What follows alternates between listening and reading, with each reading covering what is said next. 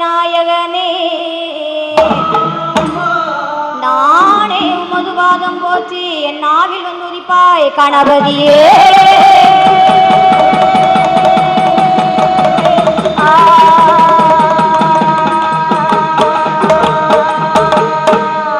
வெள்ளை கடையுடுத்தி வெள்ளை பனி பூண்டு வெள்ளை கமலகத்தில் வீற்றிருப்பாள் அன்னை வெள்ளை வெள்ளை அரியாசனத்தில் இந்த அரசரோடு என்னை சரியாசனத்தில் அமர வைத்த தாயே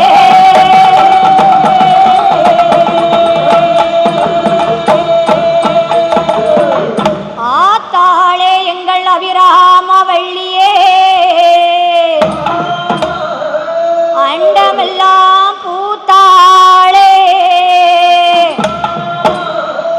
மாதுளம்பூ நிறத்தாளே என் அங்கையர் கன்னியா குடியிருக்கு என் வடகாசி அம்மா ஆளை வணங்குவோருக்கு ஒரு நாளும் நீங்கில்லையே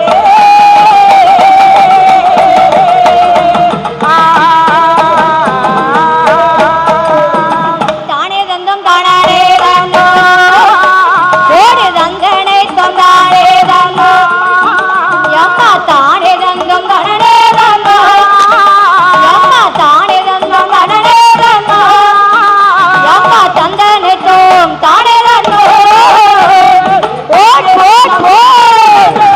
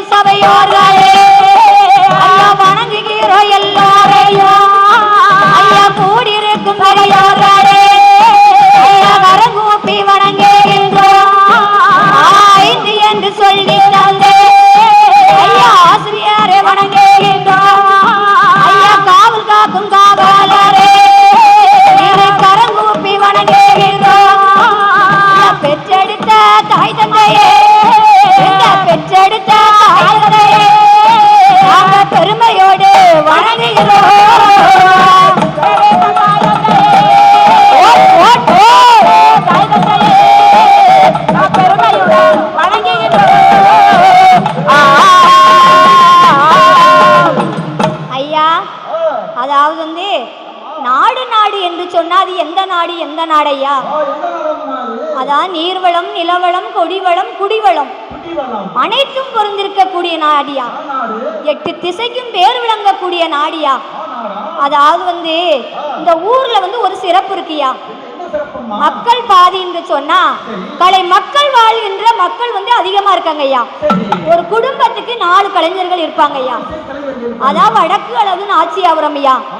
இங்க வடக்கு அழகு நாச்சியாபுரத்துல அதாவது நான் ஒண்ணு சொல்ல விரும்புதேன் ஐயா.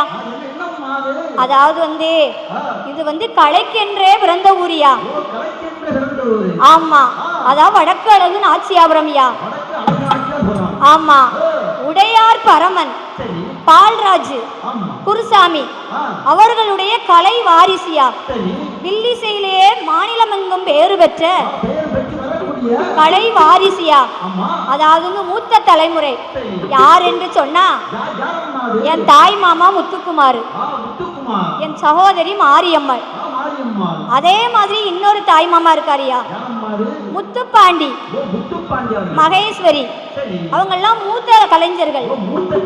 அதாவது எங்க குடும்பத்திலேயே முதல் தலைமுறை அவங்க வில்லிசையிலேயே பேரும் புகழும் பெற்றவங்கயா. நான் வந்து 2வது தலைமுறையா. ஆமா, அதாவது கற்றது கையளவு கல்லாதது உலகளவுன்னு சொல்லுவாங்கய்யா. நானோ ஒரு சிறு பிள்ளை. அதாவது நான் கற்றது கொஞ்சம் தாயா. ஆமா, நாங்க பாடுகின்ற பாடலில் அதாவது சொற்குற்றம், பொருள் குற்றம், இசை குற்றம், மேலதாள குற்றங்கள், சாரீர குற்றம். ஆமா, எந்த விதமான குற்றமுறை வந்துட்டாலும் உங்கள் வீட்டு பிள்ளையை எப்படி அன்பாக அழைத்துட்டு போய் ஆதரிப்பீர்களோ அதே மாதிரி எங்க 7 பேரையும் ஒரு 3 மணி நேரத்திற்கு அன்பாக ஆதரிக்கும்படி கலாராணி வில்லிசை குழுவின் சார்பாக மீண்டும் விருந்து கேட்டுக்கிறோம் ஐயா. அதாவது வந்து நான் அம்மனோட கதைகள் பாட போறேன். அதாவது வந்து கொஞ்ச நேரம் ஒரு 20 நிமிஷம் அம்மனோட கதையை பாடிட்டு நம்ம ஊர்ல குடிகொண்டிருக்காளே என் தாயான வடகாசி கல்லுக்கோட்டைகள் அமர்ந்திருக்காளே அவ பேசும் தெய்வம்யா. ஆமா, அவ வாக்கு சொன்னா தப்பாது, வரம் கொடுத்தா பொய்யாது. அவளோட வரத்து கதையா பாட போறையா. எல்லாரும் இருந்து எல்லாத்துக்கும் அந்த கதை தெரியுமா தெரியாதுன்னு தெரியாது. ஆனா எனக்கு என்னோட அப்பா 2 வார்த்தை சொல்லி தந்தாரு. அதை வந்து நான் ஒரு கதையா எழுதிருக்கையா. அதாவது அப்ப இருந்திருக்கு, அதை நான் கதையா எழுதினேன். ஆமா, அதனால அம்மன் கதை நிறைய இருக்கு. இந்த பொண்ணு என்ன கொஞ்ச நேரம் படிக்கான்னு நினைக்காதீங்க. ஆமா, ஆத்தா வந்து என்னோட வரத்து கதையை பாடுன்னு சொல்லி எங்க அப்பாட்ட சொல்லியிருக்காங்க. அதனால இந்த அம்மன் கதையை வந்து ஒரு 20 நிமிஷம் பாடிட்டு என் தாயான வடகாசியோட வரத்து கதையை பாட போறேன். எல்லா மக்களும் அமைதி காத்து தருமாறு உங்களை வில்லிசை குழுவின் சார்பாக கேட்டுக்கொள்கிறோம். அம்மனோட கதைகள் பாட ஐயா ஆஞ்சநேயர் சக்தியோட கதைகள் பாட ஐயா சங்கரநேயர் அட்டகாரி கதைகள் பாட அருள்வாக்கு தந்தேருவா மாரியம்மா கதைகள் பாட மதலைக்கு நீ அருள் புரிவா வடகாசி கதைகள் பாடு வடகாசி கதைகள் பாடு வந்தாருள வேண்டுமாட வடகாசி கதைகள் பாடு வடகாசி கதைகள் பாடு வந்தாருளாய் கலைமகளே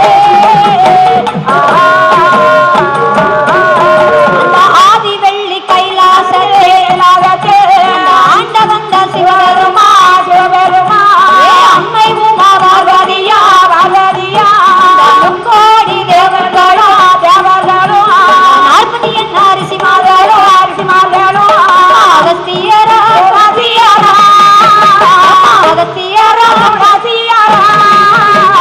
மலைக்கோட்டை மாமுனியா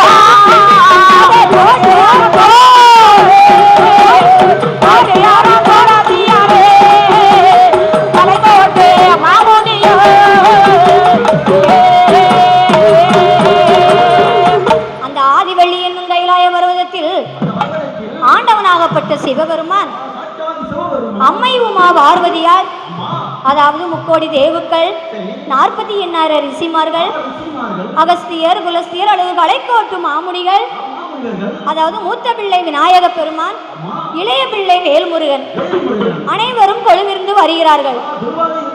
ஆமா, இன்னும் அந்த ஆதிவள்ளி என்னும் கைலாய பருவதத்தில் யார் யாரெல்லாம் கொழுவிருந்து வருகிறார்கள் தெரியுமா? சாமி ஆகாயத்தில் சூரியனா, ஆகாயத்தில் சூரியனா, அந்த கொடி சந்திரனா, அண்டத்தில பரவாடி அச்சத்திர கூட்டமல்லா, ஆகாயவாணியோடு ஆகாயவாணியோடு கங்காதேவி கொழுவிருக்கா, ஆகாயவாணியோடு ஆகாயவாணியோடு கங்காதேவி கொழுவிருக்காரே.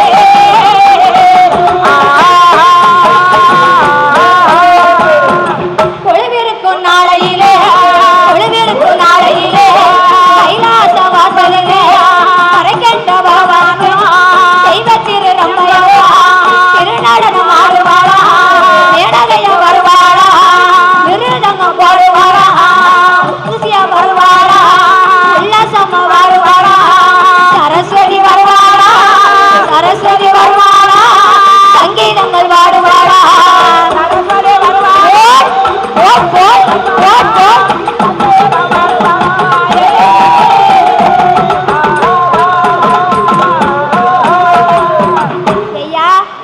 ஊர்வசி வருவா, உல்லாசமா பாடுவா, மேனகைய வருவா, மிருதங்க வாசிப்பாயா. அவ சரஸ்வதி வந்தானா சங்கீதம் பாடுவாயா. அவ எப்படி சங்கீதம் பாடுவாயா? இப்ப குடத்துக்கார ஒரு சங்கீதம் பாடுவாரியா. எப்படியா?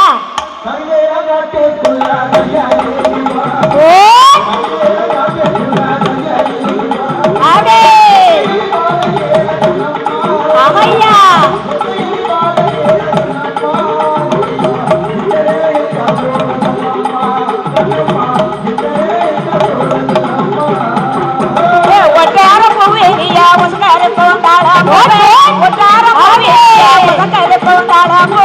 கண்ணுவலி பூவனியா கண்ணையா, கண்ணுவலி பூவனியா கண்ணையா, கண்ணு பசினாலும் அது பொன்னையா பொன்னையா பொன்னையா. ஐயா, இப்படி இப்படி நீங்க பாடினீங்கன்னா சரஸ்வதியா ஓடி போயிருவாயா. அப்படி ஐயா, அப்படி இருக்கிற வேளையில அதாவது ஆதிவள்ளி என்னும் கைலாய பர்வதத்தில் அதாவது சிவனை போல ஆண்களையும் பார்வதியை போல பெண்களையும் படைச்சிருக்காங்க ஐயா. படைச்சா மட்டும் போதும் ஐயா, படைச்ச மக்களுக்கு பட்டினி இல்லாமல் வடிகளக்க வேணுமையா. பட்டினி இல்லாமல் வடிகளக்க வேண்டும் என்று சொல்லி ஈசன் தேவி பார்வதியானவள் பகவானிடத்தில் எப்படி எப்படி தெரியுமா வழி எடுத்து கொடுக்கிறா. நாளி நல்ல தினை எடுத்து நாதனோட கையில் கொடுத்தார், நாளி நல்ல தினை எடுத்து நாதன் கையில் தான் கொடுத்தார், உரிய நல்ல தினை எடுத்து உடையவனார் கையில் கொடுத்தார், உரிய நல்ல தினை எடுத்து உடையவனார் கையில் கொடுத்தார், மறக்க நல்ல தினையாடுது மறக்க நல்ல தினையாடுது மன்னனோட கை கொடுத்தார், மறக்க நல்ல தினையாடுது மறக்க நல்ல தினையாடுது மன்னனோட கை கொடுத்தார்.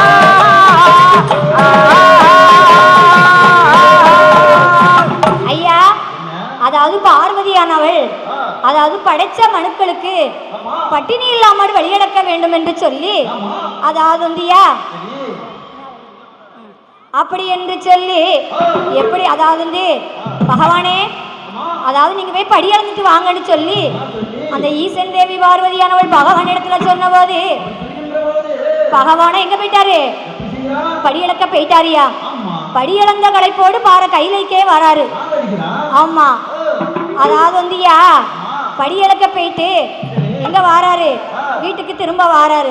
அப்படி வருகின்ற போது அதாவது புருஷ வேலை போயிட்டு வந்தா யாரையா எதிர்பார்ப்பா? அது அந்த காலமியா, அது அந்த காலமியா. புருஷ வேலை போனா பொண்டாட்டி எதிர்பார்க்கறது அந்த காலம். ஆனா இந்த காலத்துல எப்படி தெரியுமா? புருஷ வேலை போயிட்டு வந்தா பக்கத்து வீட்டுக்காரி எதிர்பார்ப்பா, மதினி எதிர்பார்ப்பா, கொழுந்தியா எதிர்பார்ப்பா. அத்தா வேலைக்கு போனாரே இன்னும் வீடு திரும்பலையே, அப்படின்னு சொல்லி எதிர்பார்ப்பாங்க. இல்லைன்னா அவர் சின்ன வீடு இன்ன வீடு வச்சிருந்தாருன்னா சின்ன வீட்டுக்காரி எதிர்பார்ப்பான். அப்படி இருக்கிற போது பகவான் வந்து என்ன செஞ்சிட்டாரு, படி இழந்த களைப்போடு வர கைலாய்க்கே வராரு. அப்படி வருகின்ற போது பார்வதியானவள் என்ன செய்யறா தெரியுமாயா, பகவானுக்கு பாத பூஜை செய்யறாயா. அந்த காலத்துல வந்து புருஷ வேலைக்கு போனாருன்னு சொன்னா, இப்ப கிழக்க பார்த்து வேலைக்கு போனார்னா மனைவியானப்பட்டவள் கிழக்க பார்த்து காலை நீட்ட மாட்டாளாம். அது அந்த காலத்துலயா. இந்த காலத்துல எப்படி தெரியுமா, கணவர் நான் மேற்க வேலைக்கு போயிட்டு வரேன்டி சுப்பு அப்படின்னு சொல்லுவாரு. ஆனா மேற்க வேலைக்கு போவாரா, போக மாட்டாரு, வடக்க பார்த்து போவாரு. என்ன செய்வாரு, செப்பினிய கூட்டு போவாரியா, தியேட்டருக்கு படம் பார்க்க போவா. அப்ப மனைவியால் பட்டவள் என்ன செய்வா தெரியுமா, சரி நம்ம கணவன் வேலைக்கு போயிருக்காரு அப்படின்னு சொல்லிட்டு எதிர்பார்த்துக்கிட்டு இருப்பா. அப்படி இருக்கின்ற போது பார்வதி வந்து அந்த பகவானுக்கு பாத பூஜை செய்கிறா.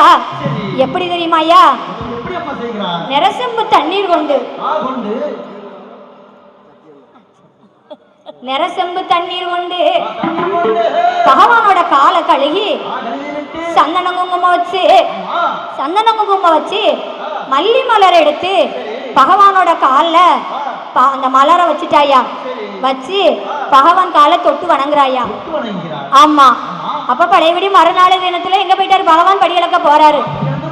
அப்ப பார்வதியான நினைக்கா, பகவான் படியளக்கத்தான் போறாரா இல்லன்னா வேற சின்ன வீடு வச்சிருக்காரான்னு சொல்லி யாருக்கு சந்தேகம், மனைவியானப்பட்டவளுக்கு சந்தேகம்யா.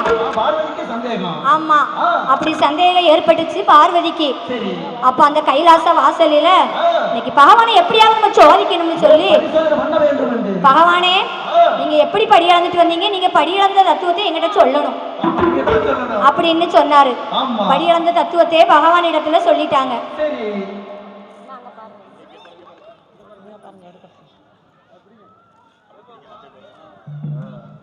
படி இழந்த களைப்போடு பார கைலாய்க்கே வந்த பொழுது அந்த பார்வதியானவள், பகவானே படி இழந்தன்னு சொன்னீங்கல்ல அப்படின்னு சொல்லி பகவானை சோதிக்கணும்னு சொல்லி பகவான் சொல்லுதாரு, பார்வதி என்னையவா நீ சோதிக்க, நான் வலதுகண் சூரியன் இடதுகண் சந்திரன் அப்படி என்று சொல்லி அந்த பகவானப்பட்டவர் பார்வதி இடத்துல சொன்ன போது அந்த பார்வதியானவள் என்ன செய்யறா தெரியுமா, நம்ம பகவான் இன்னைக்கு சோதிக்க சீரணும் அப்படின்னு சொல்லி வலதுகண் சூரியன் இடதுகண் சந்திரன் சொல்லுதார. அப்ப நம்ம பகவான கண்ணை பொத்தி பார்க்கணும் அப்படி என்று சொல்லி அந்த ஈசன் தேவி பார்வதியானவள் பகவான கண்ணை பின்னால ஓடோடி வந்து இரு கண்ணை சப்புடு பொத்திட்டாயா. பகவான் கண்ணை பொத்தியதால பாரி உலகம் எல்லாம் கழியாச்சு, கடவுள் கண்ணை பொத்தியதால் கலி உலகம் எல்லாம் இருளாச்சு. பார்த்தார் பகவான். அதாவது நம்ம எவ்வளவு சொல்லியும் இந்த பார்வதியானவ கேட்கலைய. பார்வதி கல்லுக்குள் இருக்கும் தேரை முதல் கருவுக்குள் இருக்கும் சிசு வரைக்கும் நான் படியளந்து வந்திருக்கேன் பார்வதி. சிறிய உயிர் சிற்றரும்பு முதல் பெரிய உயிர் மதையானை வரையில நான் படியளந்து வந்திருக்கேன். நீ என்ன போய் சந்தேகப்படுதியா, மக்களும் இருளாகி கிடக்காங்க அப்படி என்று சொல்லி பகவானுக்கு இன்னொரு கண் இருக்குது, பார்வதியானவளுக்கு தெரியாது. அப்ப என்ன செஞ்சாரு பகவானே, பார்வதி என்னையா நீ சோதிச்ச அப்படி என்று சொல்லி அந்த பகவானானப்பட்டவரு நெற்றி கண்ணை திறந்து நீண்ட ஒளி கொடுக்கிறார். அவர் உச்சி கண்ணை திறந்து உயர்ந்த ஒளி கொடுக்கிறார். நல்லா விழிச்ச வந்துருச்சியா. எங்க சித்தப்பா கட்டியிருக்காரு பாத்தியலா, அவருக்கு 1000 போன் பண்ணிருப்போம். ஆமா பழிச்சிருக்கு. ஏன்னா நம்ம எல்லாரும் கருப்பா இருக்கோம்ல, சிவப்பா காட்டணும்ல. ஆமா எல்லாமே அவர் கையில தானே இருக்கு, நம்மகிட்ட ஒண்ணுமே இல்ல. நம்ம எப்படிதான் நம்ம கத்தி கத்தி படிச்சாலும் யாருக்கு என்ன பெத்த அப்பா வெள்ளைய சித்தப்பாட்ட இருக்கு. ஆமா நம்மளை கூட்டுறதும் குறைக்கிறதும் அவர் கையில தான் இருக்கு. ஆமா அப்படி இருக்கின்ற போது அப்ப பார்த்தா பார்வதி நம்ம பகவானை சோதிச்சுட்டோம்னு சொல்லி பகவான் உண்மையா இருந்திருக்காரு அப்படி என்று சொல்லி அந்த ஈசன் தேவி பார்வதியானவள் இப்படி பகவான் நீண்ட ஒளி கொடுத்துட்டாரு என்று சொல்லி அங்கமெல்லாம் பதறுதா, அனல் வேர்வை வேர்க்கிறது.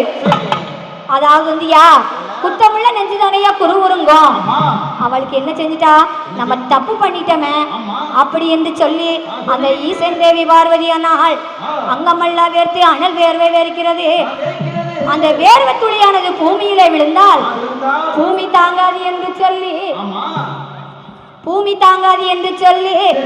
அதாவது வேர்வை துளியானது பூமியில விழுந்துச்சுன்னா பூமி தாங்காது என்று சொல்லி ஒரு பாறை சடைமுடியாக எடுத்து முடிச்சுட்டாயா. ஆனா அந்த பாறை சடைமுடியே தாங்காமல் 10 துளி வேர்வையானது கீழே விழுந்ததியா. ஆமா, அந்த 10 துளி வேர்வைக்கும் பகவான் சொல்றாரு, 10 துளி வேர்வைக்கு 10 கடலாக கொண்டு போய் ஒதுக்க சொன்னாரு. 10 கடலுக்கு 10 விதமாக பேர் கொடுத்தார். அது ஏன் பேர் பட்ட தெரியுமா ஐயா? ஒங்கு சங்கம் தேவக்காப்பா, ஒன்னாங்கடல் சாங்கசமங்கரை கருப்பு கடல் 2ஆம் கடல் 3ஆம் கடல் 4ஆம் கடல் நல்லதானே 5ஆம் கடல் 6ஆம் கடல் 7ஆம் கடல் 8ஆம் கடல் திட்டக்கடல் 9ஆம் கடல் அதுதான் 9ஆம் கடல் அதுதான் ஒய்யாராலை கடலா.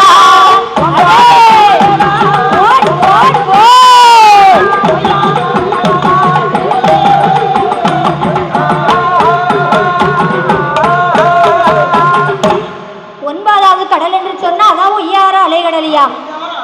10ஆம் கடல் என்று சொன்னா அதுதான் பால் கடலையா. 10வது கடலுக்கு அப்பால் ஒரு பழங்கி வர்ண பாறை உண்டியா. காற்றடித்து மணல் பரப்பி ஒரு கரையாம்புற்று ஒன்று வளர்ந்திருக்கிறது. அது எப்பேர் பட்டணம் தெரியுமாயா? பட்டணமா பட்டணமா பட்டணமா அவலோகா பட்டணமா பட்டணமா பட்டணமா பட்டணமா அவலோகா பட்டணமா. அந்த நாகலோக பட்டணத்தே அந்த நாகலோக பட்டணத்தே அங்க யாரெல்லாம் ஆடுவாரா? அதே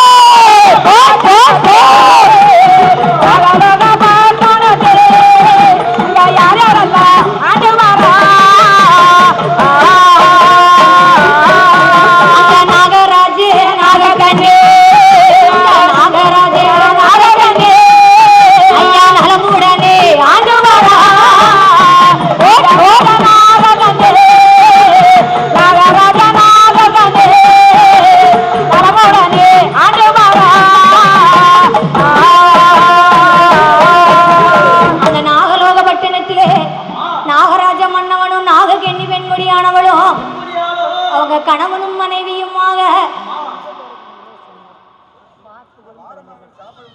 பார்ப்புகளும் தென்காசி மாவட்டம் பார்ப்புகளும் சங்கம் சார்பாக தலைவி முருகலட்சுமி கலாராணி அவர்களுக்கு பொன்னாடை போட்டுகிறார்.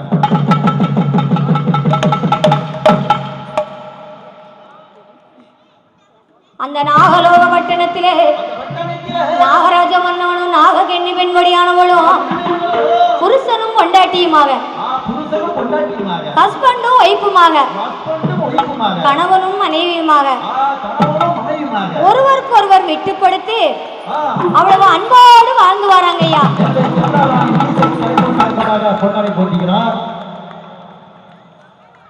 நாகராஜ மன்னவனும் நாககன்னி பெண்முடியானவளும் அவ்வளவு அழகோடு வாழ்ந்து வராங்க ஐயா. அவங்க வாழ்ந்து வரும் நாளையில அவர்களுக்கு மண்ணு மண பிஞ்ச நஞ்ச அடுக்குமத்த வீடு காத்தாடி எல்லாம் இருந்தோம். அவர்களுக்கு தீராத ஒரு கவலை ஒன்று இருக்கு. அது எப்பேற்பட்ட கவலைன்னு தெரியுமாயா?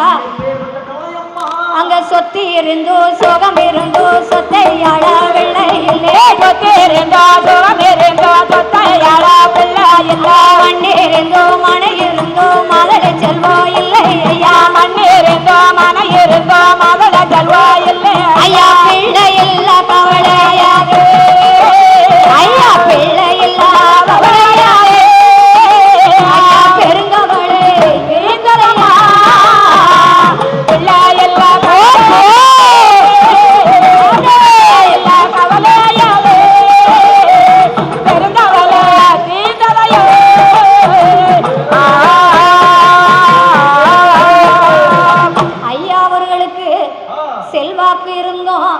சொல்வாக்கு என்பது இல்லையா ஐயா? செல்வாக்குனா என்ன சொல்வாக்குனா என்ன தெரியுமா ஐயா?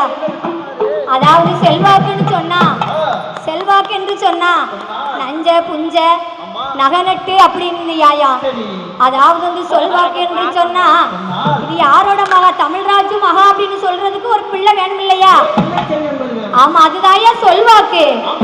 அப்படி இருக்கிற வேளையில அந்த நாகராஜ மன்னவனும் நாகக்கண்ணி பெண்மடியானவளும் ஒரே ஒரு பிள்ளைக்காக தவம் இருக்காங்க ஐயா. அப்படி தவம் இருக்க வேளையில அந்த நாகராஜ மன்னவன் நாகக்கண்ணி பெண்ணாளிடம் இருவேர்களும் அழுகுறாங்க, புலம்புறாங்க ஐயா. எனக்கு பிள்ளை இல்லையா மன்னா, பிள்ளை இல்லையா மன்னா, என் கணவாய ராஜ மன்னா, எனக்கு பிள்ளை இல்லை என்று சொல்லி நாகராஜ மன்னனிடம் நாகக்கண்ணி பெண்மடியானால் அழுகு புலம்புறாய. அவ எப்படி தெரியுமாயா அழுது புலம்புகிறா? கத்தரிக்காய் தோட்டத்தில காய் பறிக்க பிள்ளையில, பூசணிக்காய் தோட்டத்தில பூ பறிக்க பிள்ளையில, கத்தரிக்காய் தோட்டத்தில காய் பறிக்க பிள்ளையில, கத்தரிக்காய் தோட்டத்தில கத்தரிக்காய் தோட்டத்திலே தோட்டத்திலே தோட்டத்திலே அம்மா தோட்டத்திலே அம்மா தோட்டத்திலே காய் பறிக்க பிள்ளை இல்லை. கத்தரிக்காய் தோட்டத்திலே தோட்டத்திலே அம்மா தோட்டத்திலே காய் பறிக்க பிள்ளை இல்லை. கூட்டு வண்டி கட்டிக்கிட்டு குற்றாலம் போனமானா குற்றாலத்து மக்கள் எல்லாம் குழந்தை இல்லா மலடி என்பார்.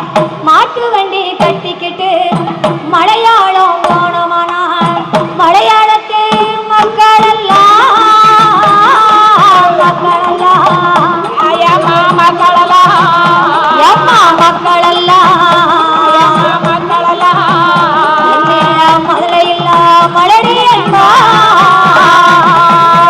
மலையாளத்து மக்கள் எல்லாம் மக்கள் எல்லாம் மக்கள் எல்லாம் மலடி என்று சொல்வாரு. மன்னா எனக்கு வச்ச பிராணநாத யஜமான ஐயா. அதாவது நம்ம தோட்டத்துல கத்தரிக்காயா காய்ச்சி கிடக்கு. ஆமா, அம்மா கத்தரிக்காய் பிடிக்கிட்டே இருந்தாமான்னு சொல்லித்தர ஒரு பிள்ளை இல்லையம்மன்னா. வெள்ளரிக்காய் தோட்டத்துல அதாவது வித விதமா காய் காய்ச்சி கிடக்கியா. அம்மா நான் காய் ஒரு மடி பிடிங்கிட்டேம்மான்னு சொல்லித்தர பிள்ளை இல்லையே. நம்ம கூட்டு வண்டி கட்டிக்கிட்டு குற்றாலம் போனோம்னு சொன்னா அந்த குற்றாலத்து மக்கள் எல்லாம் குழந்தை இல்லா மலடி வாரா, குழந்தை இல்லா மலடி வாரான்னு சொல்லி நீ ஏழ்த்தனமா பேசுவாங்களா மன்னா. நம்ம மாட்டு வண்டி கட்டிக்கிட்டு மலையாள தேசம் போனோம்னு சொன்னா அந்த மலையாளத்து மக்கள் எல்லாம் அந்த மதுரை இல்லா மலடி வாரா, மலடி வாரா, மலடி வாரான்னு சொல்லி என்னைய ஏழ்த்தனமா பேசுவாங்களா மன்னா. அதாவது என் வீட்டுக்கு பிள்ளை இல்லைன்னு சொன்னா பெரியோர்கள் வருவாங்களா? வரமாட்டார்கள மன்னா. ஆமா, நம்ம சொந்த வந்தக்காரர்கள் நம்மள ஒதுக்கி வச்சிருவாங்களே. அப்படி என்று சொல்லி நாகக்கண்ணி பெண்ணால் அழுகுறா, புலம்புறா, ஆளோட்டப்படுறா. என் நாகக்கண்ணி அதாவது வந்து சொல்லி அதாவது என்ன சொல்றா தெரியுமாயா? அதாவது வந்து உனக்கு ஆம்பளை பிள்ளை நினைப்பு வந்துச்சுன்னா நீ என்ன எடுத்து கொஞ்சிக்கோ, பொட்டை பிள்ளை நினைப்பு வந்துச்சுன்னா நான் ஒன்னு எடுத்து கொஞ்சிக்கிறேன். எப்பா கூறுகட்ட மனுஷா, இத்தனை சபையில எத்தனை மக்கள் இருக்காங்க. இந்த தாளக்காரர் இருக்காரு பத்தியா?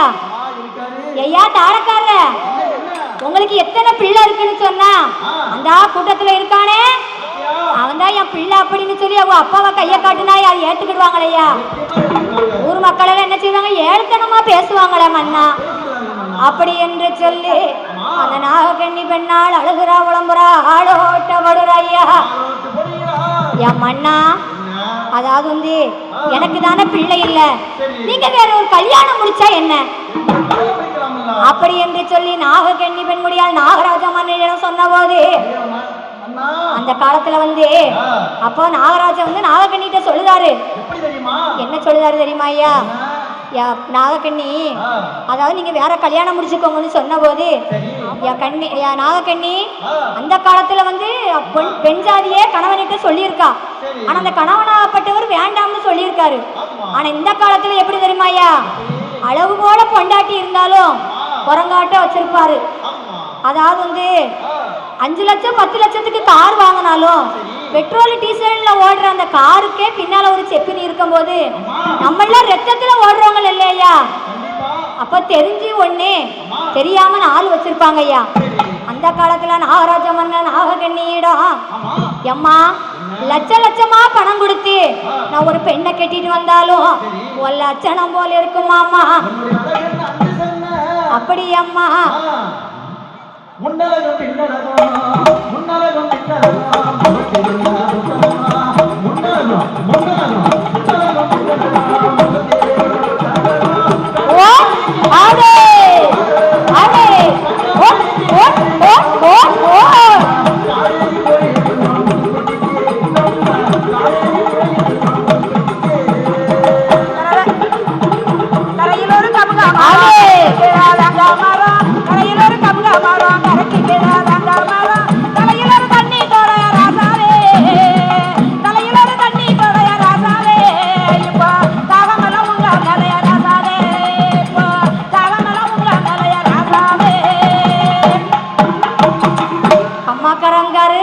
கரசக்காடுங்காரு, பூங்காரு, அல்வாங்காரு.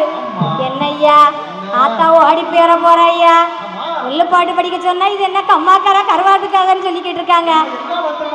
அப்படியா ஐயா? சரிங்க ஐயா. அப்படி இருக்கின்ற போது அந்த நாகராஜ மன்னவனும் நாகக்கண்ணி பெண்குடியாளவளும், அந்த நாகக்கண்ணி பெண்குடியால் என்ன செய்வா தெரியுமாயா, ஒரு கல்ல பார்த்தாலும் கூட கடவுளேன்னு சொல்லி கும்பிடுவாயா. ஆமா, என் தாய வடகாசி, என் அப்பா வைரவர, என் அம்மா மாரியம்மா அப்படி என்று சொல்லி ஒரு கல்ல பார்த்தாலும் கூட கடவுளேன்னு கும்பிடுவா. யாத்தா நீனாலும் மனமிறங்கி எனக்கு ஒரு பிள்ளை வரம் கொடுக்க கூடாதா அப்படி என்று சொல்லி அந்த நாகக்கண்ணி அழுகிறா, புலம்புறா, ஆளாட்டப்படுகிறா.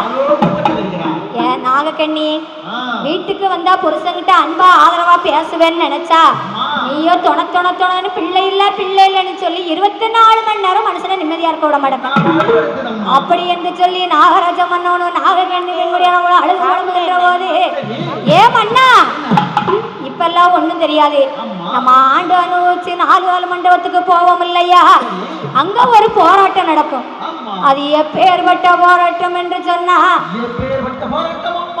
ஆத்தா கரையோரோ கரையோரோ கரையோரோ கரையோரோ அங்கங்கரைக்கே அங்கங்கரைக்கே போராட்டம்.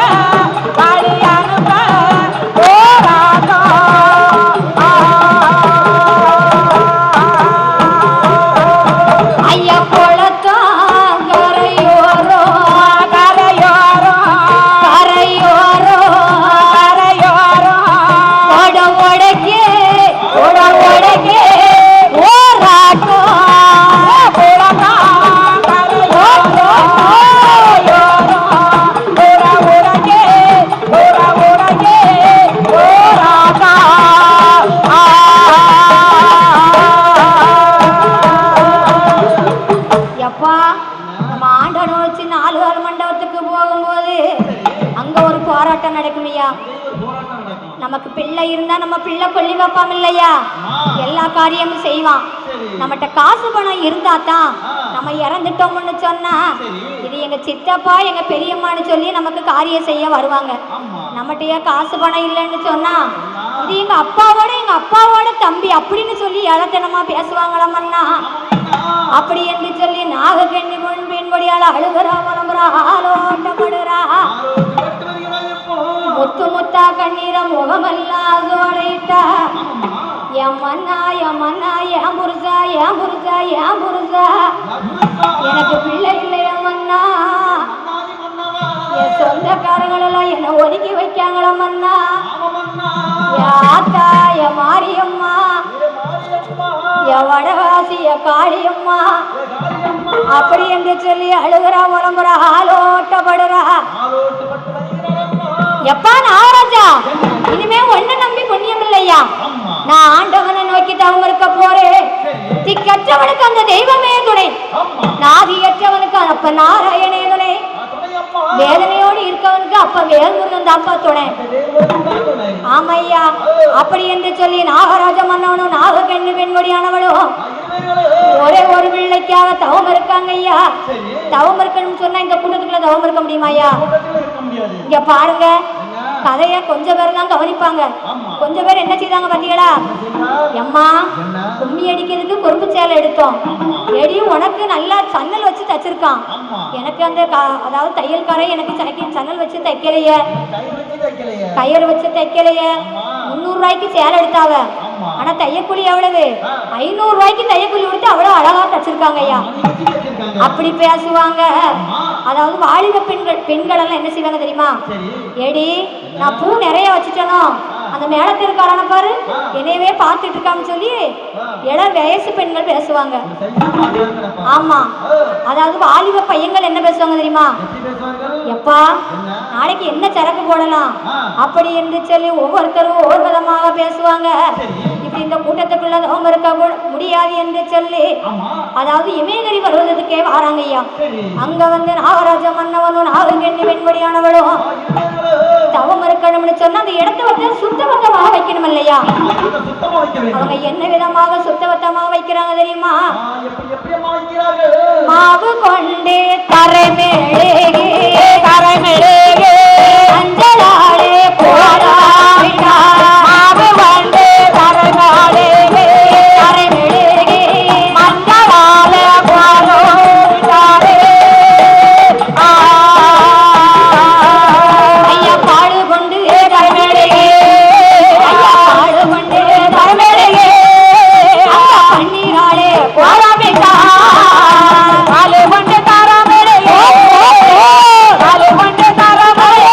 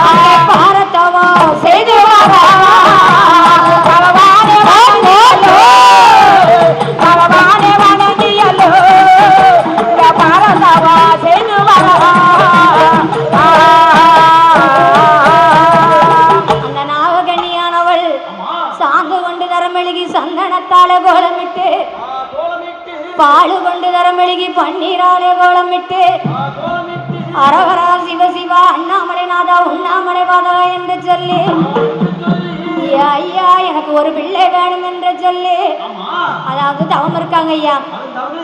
அப்படி தவம் இருக்க வேளையில அதாவது அங்க ஆதிவெள்ளி என்னும் கைலாய பர்வதத்தில் அதாவது பகவானுக்கு பார்வதிக்கு சின்ன பிரச்சனையா.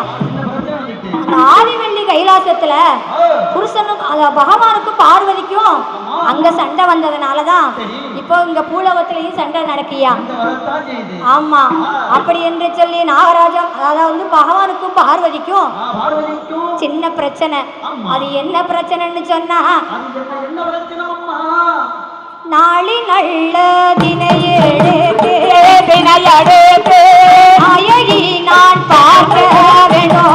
நாளி நல்ல தினையெடுத்து நாயகி நான் பார்க்க வேண்டும்.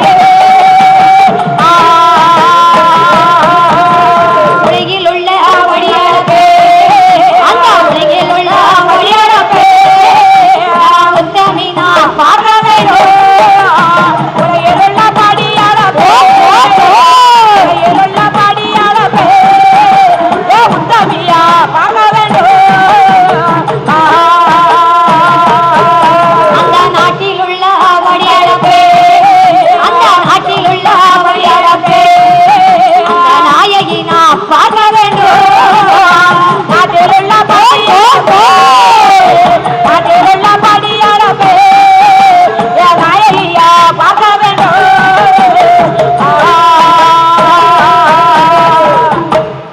பார்வதி சொல்லுதா பகவானே படியளக்க போறேன்னு சொல்லுவீங்கல்ல. உலகில் உள்ள படியளப்பை உத்தமி நான் பார்க்க வேண்டும். நாட்டில் உள்ள படியளப்பை நாயகி நான் பார்க்க வேண்டும் என்று சொல்லி பகவானிடத்துல பார்வதியானவர் சொல்லுதா பார்வதி எங்களுக்கெல்லாம் டீ இல்லையா மாமா, நாங்களும் கத்தி தான் படிக்க எங்களுக்கு தர மாட்டேங்கியல. அந்த பகவானும் பார்வதியும் பார்வதி அதாவது கைலாசத்துல ஒண்ணு சக்தி இருக்கணும் இல்லைன்னா சிவமயம் இருக்கணும். சக்தி இருக்கணும் சிவமயம் இருக்கணும் என்று சொல்லி பகவானே அதாவது நாட்டில் உள்ள வடியளப்பை நாயகி நாம் பார்க்க வேண்டும், உலகில் உள்ள வடியளப்பை உத்தமி நாம் பார்க்க வேண்டும் என்று சொல்லி பார்வதி கைலாசத்துல ஒவ்வொருத்தரையும் ஒவ்வொரு மாதிரி படைச்சிருப்பேன். இருக்கவன் இல்லாதவன் ஏழை பணக்காரன், ஒருத்தருக்கு நகை அதிகமா கொடுத்திருப்பேன், ஒருத்தருக்கு கொஞ்சமா கொடுத்திருப்பேன், ஒருத்தரை கூணா படைச்சிருப்பேன், ஒருத்தரை பொருடா படைச்சிருப்பேன். பகவானே எதுக்கு அவங்கள கட்டையா படைச்சிருக்கீங்க, அவங்களையே இப்படி படைச்சிருக்கீங்க அப்படி என்று சொல்லி நீ என்கிட்ட கேள்வி கேட்ப பார்வதி.